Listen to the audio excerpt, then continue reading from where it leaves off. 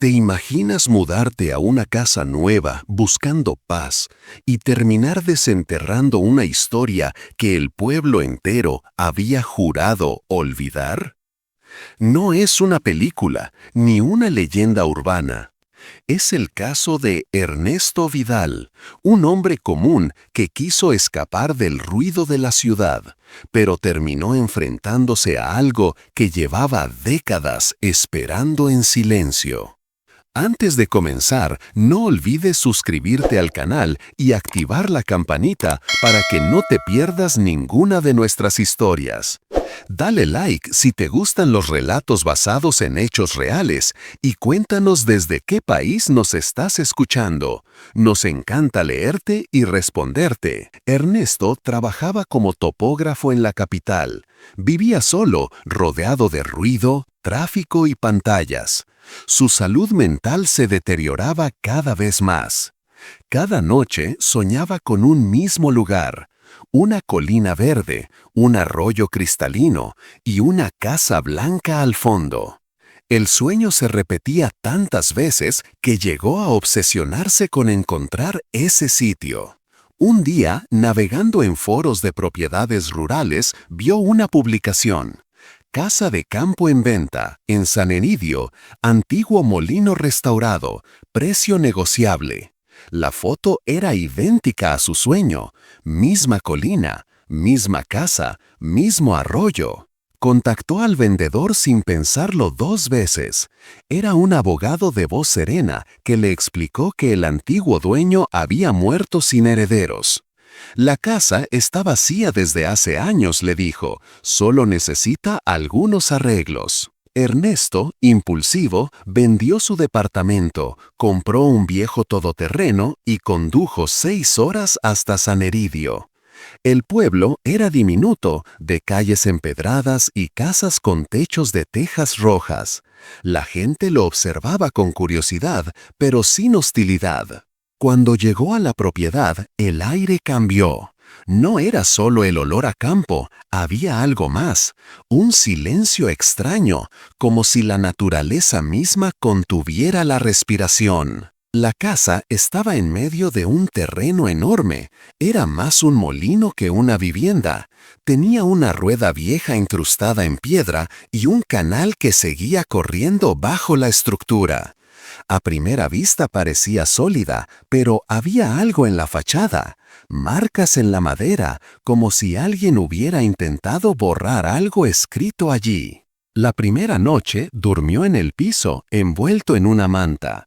A medianoche lo despertó el sonido del agua, no el del arroyo, sino otro, un goteo dentro de la casa. Se levantó con la linterna y siguió el ruido hasta la cocina.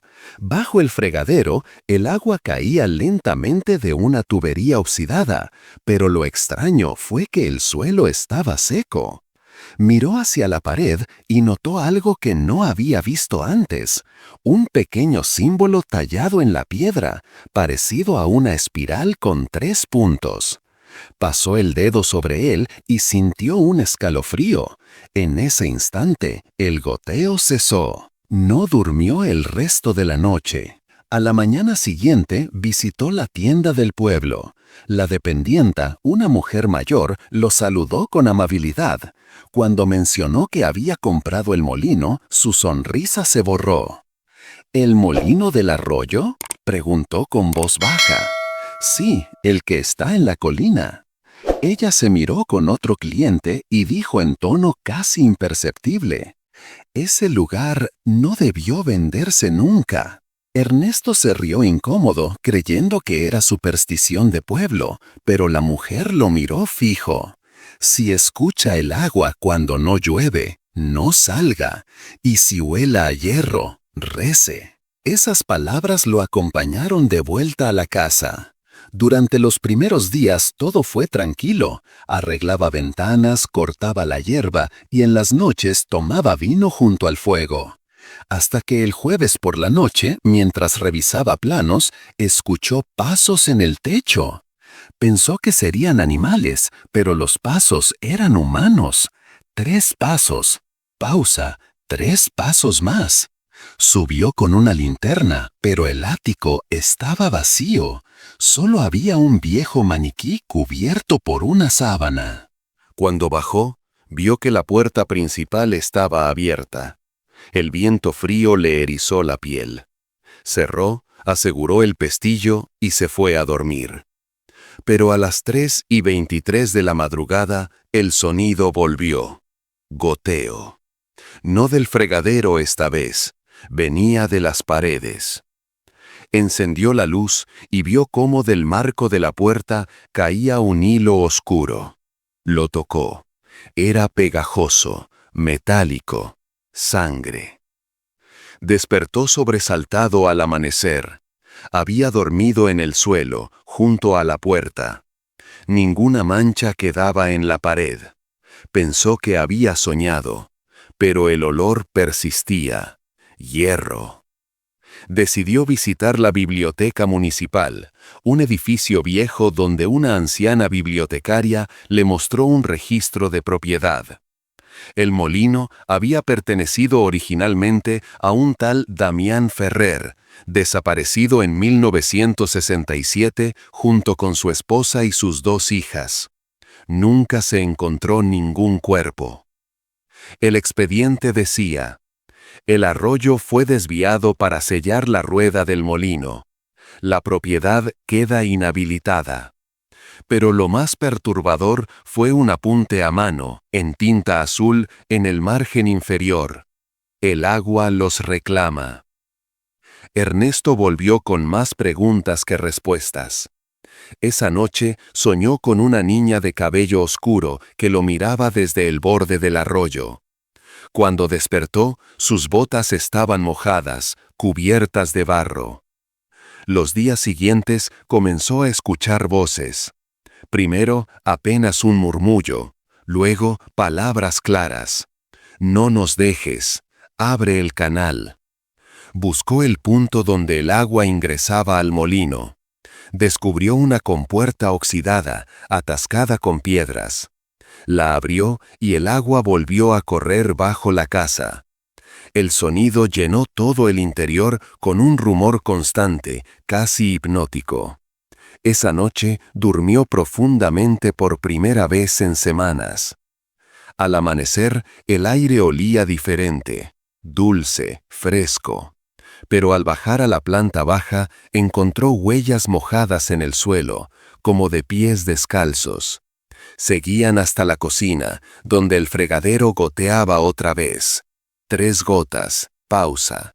3 gotas más. Decidió instalar cámaras en varias habitaciones. Necesitaba pruebas. Esa noche revisó las grabaciones. En la primera hora, nada. Pero a las 3:23, la cámara del pasillo captó una sombra cruzando lentamente hacia la puerta. Alta, delgada. La cámara tembló y se apagó. El miedo se mezclaba con la necesidad de entender. Buscó más registros del antiguo dueño. En un cajón encontró un diario cubierto de polvo. Las últimas páginas estaban empapadas, pero aún legibles. El agua habla. Dice sus nombres. Si me voy, me seguirá. Más abajo, una frase repetida 3 veces. No la dejes secar. Ernesto empezó a notar que el agua no se comportaba como debía. Se movía sola, formaba dibujos, letras breves en el suelo. Una noche, al reflejarse en un charco, vio un rostro que no era el suyo. Fue al café del pueblo y le contó todo a Lucía, una joven que atendía en las tardes. Ella lo escuchó en silencio. No eres el primero, dijo. Mi abuelo ayudó a sellar ese molino. Dicen que lo que vivía en el agua no era humano. ¿Qué era? Algo que aprendió a imitar a la gente. Ernesto sintió que el corazón le daba un vuelco. ¿Y si ya está dentro? Lucía lo miró con compasión. Si lo está, ya no hay cómo sacarlo. Solo puedes dejar que te recuerde. Esa noche el agua volvió a subir. Se filtraba por las juntas del suelo, ascendía por las paredes. Ernesto se encerró en la habitación y vio cómo la humedad dibujaba formas, manos, rostros, ojos. En el espejo apareció una silueta detrás de él. Volteó, pero no había nadie. A la mañana siguiente todo estaba seco, pero su ropa, tendida en el exterior, estaba empapada. Dentro de un bolsillo halló una piedra lisa con el símbolo de la espiral grabado. Días después, los vecinos notaron humo sobre la colina. Cuando subieron, encontraron la casa cerrada desde dentro. La policía forzó la puerta. No había rastros de Ernesto, solo su cámara encendida, grabando el sonido constante del agua corriendo. El archivo recuperado mostraba la última noche. Ernesto hablaba directo a la cámara, con los ojos hundidos. No sé si alguien verá esto, pero el agua recuerda, está viva. Si escuchas el goteo, no lo sigas. Si huele a hierro, no respires. Detrás de él, el agua del fregadero se agitó. Una mano salió del charco y lo tomó del brazo. La cámara cayó. El video terminó con una imagen fija del símbolo espiral formándose lentamente con gotas en el suelo. Semanas más tarde, el molino fue demolido por orden municipal, pero el arroyo volvió a crecer. Los lugareños dicen que, desde entonces, cada vez que pasa alguien cerca, escucha un goteo, aunque no haya lluvia. Algunos aseguran que ven a un hombre caminando por la orilla, descalzo, buscando algo en el agua. Y aquí es donde muchos piensan que termina la historia. Pero hay algo más. Un año después, una pareja compró el terreno para construir una casa de campo. Cuando cavaron los cimientos, encontraron una cámara subterránea sellada con piedra. Dentro había 3 esqueletos pequeños y una caja metálica oxidada. La policía confirmó que los restos correspondían a 3 niñas desaparecidas en 1967. En la caja había fotografías en blanco y negro, un hombre de pie junto a la rueda del molino y detrás de él el reflejo de alguien más en el agua. La pareja que encontró los restos no volvió a aparecer por el pueblo. Dejaron las obras abandonadas, los camiones estacionados y los materiales a medio usar. Solo dejaron una nota en la puerta de la alcaldía que decía: «El agua no está vacía». Las noticias se esparcieron rápido. Los periódicos locales hablaron de descubrimiento arqueológico, pero en San Egidio nadie se atrevía a nombrar lo ocurrido. En los bares, los mayores repetían que era mejor no escarbar lo que el río cubre. Lucía, la chica del café, fue quien guardó las fotografías. Dijo que no podía dejar que cayeran en manos de forasteros. Las escondió en una caja detrás de la barra. Una de esas noches, mientras cerraba el local, escuchó un golpe seco, como si alguien hubiera arrojado una piedra contra la ventana. Cuando salió, no había nadie, solo un charco fresco que no estaba allí antes, y sobre el agua una espiral hecha con barro. Lucía no durmió esa noche. Recordó las palabras de Ernesto, su mirada perturbada cuando le contó que el agua imitaba a la gente. Al amanecer fue hasta el molino, o lo que quedaba de él. El terreno estaba húmedo, con charcos que reflejaban el cielo gris. En el centro, donde había estado la rueda, el barro formaba círculos perfectos. En uno de ellos vio una huella humana. No era reciente, pero estaba demasiado nítida. Un escalofrío le recorrió la espalda. Volvió al pueblo y decidió abrir la caja de las fotos. Al revisarlas con una lupa, descubrió un detalle que antes no había visto. En una de las imágenes, junto al hombre del molino, aparecía una sombra idéntica a Ernesto. Pero la foto tenía fecha de 1967. Lucía no sabía si era coincidencia o si lo que había atrapado la cámara era algo más profundo, un eco del tiempo. Decidió buscar al abogado que había vendido la propiedad. Llamó al número que Ernesto había dejado en una servilleta. Nadie contestó. Lo intentó de nuevo. Después de varios tonos, una voz respondió. ¿Con quién hablo? Soy Lucía, del pueblo de San Eridio. Estoy buscando al señor que vendió el molino a Ernesto Vidal. La voz guardó silencio unos segundos. Señorita, ese nombre no me suena, pero el molino fue retirado de los registros hace más de 30 años. No, eso no puede ser. Ernesto lo compró hace menos de 2. La voz se quebró. El último comprador registrado de esa propiedad fue un tal Ernesto Vidal, pero eso fue en 1970. Lucía colgó sin poder creerlo. Si era cierto, ¿cómo podía ser el mismo nombre? ¿Otro hombre o el mismo, repitiéndose? Esa idea la obsesionó. Revisó archivos antiguos en la biblioteca y encontró un artículo amarillento. Hombre desaparece en el molino del arroyo. Su nombre, Ernesto Vidal, topógrafo. Sospechan conexión con el caso Ferrer. El tiempo se doblaba, se repetía, como si el lugar obligaba a revivir la misma historia una y otra vez. Los días se tornaron pesados. Lucía empezó a ver reflejos en el agua. A veces, cuando lavaba los platos, un rostro aparecía por un segundo bajo la superficie. No hablaba, solo la miraba. En el espejo del café, la niebla formaba letras. Ayúdalo. Una noche, mientras cerraba el local, el grifo comenzó a gotear. 3 gotas. Pausa. 3 gotas más. Entonces supo que el ciclo volvía a comenzar. Llamó a su amigo Mateo, un periodista de la capital. Le contó todo, palabra por palabra. Él, escéptico, accedió a ir con su cámara para documentarlo. Llegaron al molino 2 días después. El terreno estaba encharcado, el aire húmedo. Mateo colocó una grabadora y comenzó a filmar. «Dime qué se supone que vamos a encontrar», dijo riendo. «¿Un fantasma líquido?» Lucía no respondió, solo señaló el suelo. El barro empezaba a burbujear, como si respirara.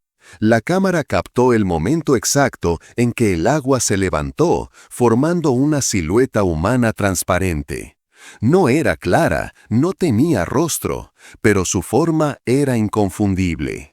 Caminó hacia ellos, dejando huellas que se evaporaban al instante. Mateo gritó y corrió, pero el agua lo alcanzó.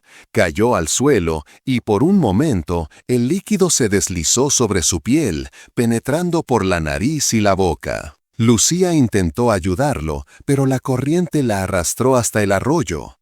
Cuando abrió los ojos bajo el agua, vio luces, sombras, figuras moviéndose a su alrededor, y entre ellas el rostro de Ernesto.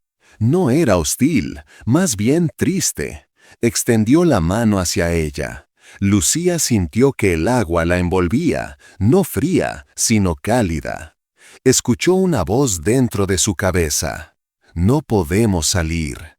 Ayúdanos a dormir». Cuando despertó, estaba en la orilla. El cuerpo de Mateo yacía a su lado, sin signos de violencia, pero con los pulmones llenos de agua. Lucía volvió al pueblo, empapada, en shock. Nadie le creyó. Dijeron que Mateo se ahogó por accidente y que ella había tenido un episodio de histeria. Pero cada noche, al cerrar los ojos, veía a Ernesto y a las niñas atrapados en un río que nunca dejaba de fluir. Semanas después, el arroyo se secó por completo. Los animales no se acercaban. Los pescadores afirmaban que el agua tenía voz, que se escuchaban risas bajo las piedras. Lucía decidió marcharse. Vendió el café y se mudó a otra provincia. Creyó que así se libraría de todo. Pero una madrugada, al abrir el grifo de su nuevo apartamento, el agua salió rojiza, y en el espejo del baño la espiral apareció de nuevo. Años después, un documentalista local retomó el caso. Su nombre era Julio Correa. Quiso reconstruir los hechos con entrevistas, grabaciones y archivos históricos. Reunió el diario de Ernesto, las fotos encontradas y el video de la cámara de Mateo. Durante la edición del material, su asistente notó algo perturbador.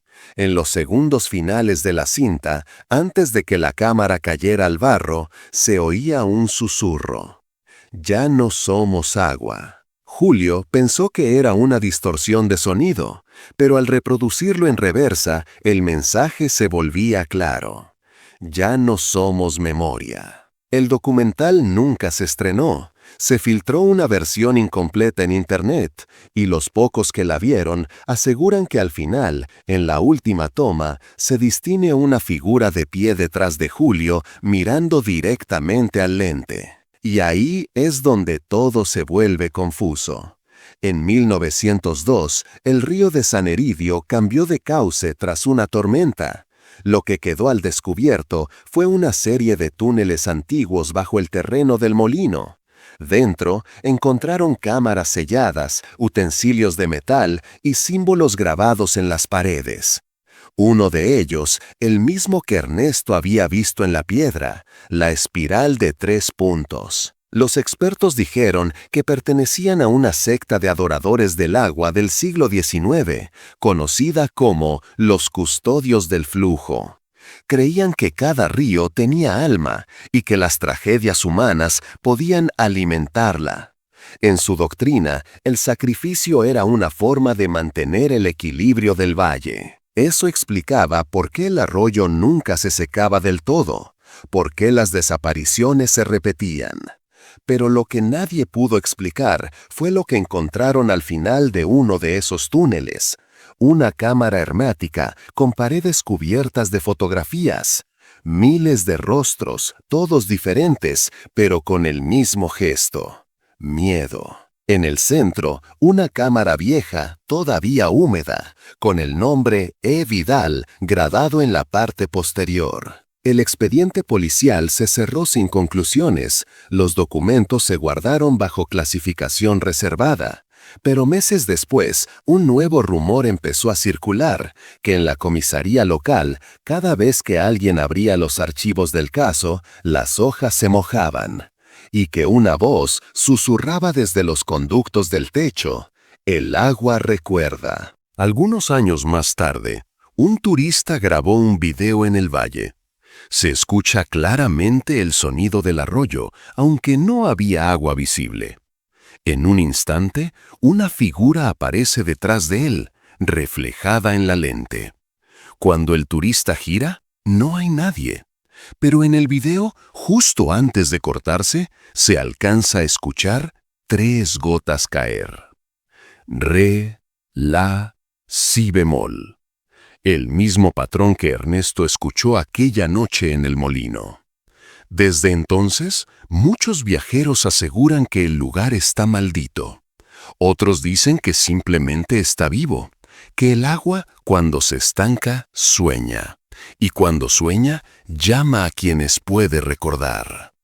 Nadie sabe si Ernesto, Lucía o las niñas fueron absorbidos por el arroyo o por algo más antiguo, algo que el valle protege. Lo que sí es cierto es que la historia no termina ahí.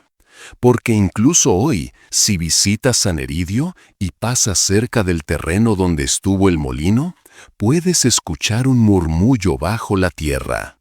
A veces dice nombres, a veces repite frases, pero casi siempre dice lo mismo: no la dejes secar.